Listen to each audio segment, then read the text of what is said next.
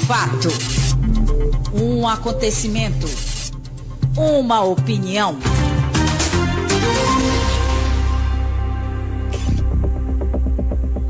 A crise energética global em análise.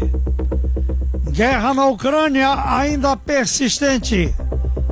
Paz distante no Irã. Preço no petróleo nas alturas. A COP30 que não chegou a um acordo formal. Tudo isso acontece em um mundo que precisa de energias renováveis e se reúne na Colômbia para a primeira Conferência Mundial sobre a Transição Energética. Pergunta-se, quais são as tendências e os desafios? E o que mais vem por aí?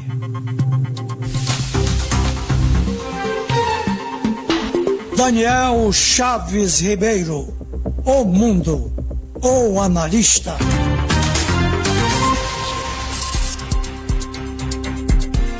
Se a transição energética na direção de matrizes limpas, renováveis, que fujam do problema do petróleo, é um horizonte que todo mundo persegue, por que a gente ainda não conseguiu falar de fato em uma sociedade que conseguiu fazer a tal da transição energética? Por que as nossas energias não são renováveis?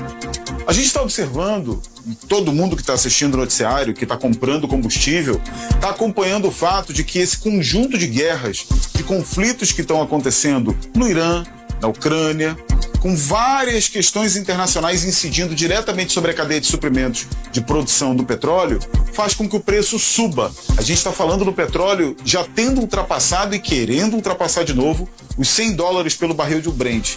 Quando sobe o preço do petróleo, sobe o preço do alimento, sobe o preço da logística, sobe o preço de tudo, porque a economia precisa dele para circular. Por que então, fica a pergunta, nós não conseguimos fazer a tal da transição energética? A gente tem algumas explicações que ajudam a desmistificar e entender de forma mais pragmática por que isso não aconteceu. O primeiro fator é o fato óbvio. O petróleo se transformou nos últimos 100 anos na principal matriz de produção de energia, especialmente em setores estratégicos como logística, o que implica numa necessidade ainda bastante arraigada pelos setores que ajudam a fazer com que as mercadorias e as pessoas circulem nesse tipo de combustível. Ora, por que a escolha pelo petróleo? A escolha pelo petróleo se dá por uma razão também bastante objetiva. A densidade energética desencadeada quando o petróleo ou os seus derivados se tornam combustíveis. A gente ainda não tem uma capacidade de produção em escala e em verticalidade que faça com que, por exemplo, a energia solar se torne tão recorrente, se torne tão arraigada, tão culturalmente aceita nos meios de produção quanto é o petróleo. E não menos importante, a gente tem um fator poderosíssimo. O lobby do setor do petróleo, em todos os lugares do mundo, é extremamente poderoso. Se calcula que é o maior setor de articulação política, de negociação do mundo, o lobby do petróleo. Fazendo com que essa matriz econômica, que todo mundo sabe que é poluente, com que essa matriz produtiva, que todo mundo sabe que é cara, perpetue-se e tenda ainda, pasmem, pelos próximos anos a ser relevante. Não é à toa que é por isso que a gente tem que apostar em iniciativas como, por exemplo, a prospecção na margem equatorial. Já que o petróleo será uma matriz relevante, nós brasileiros e amapaenses devemos sim ter muita atenção e se apropriar de meios para participar desse processo produtivo. Não menos importante, para a gente assinalar e concluir aqui a coluna de hoje, eu queria frisar para vocês o seguinte fator.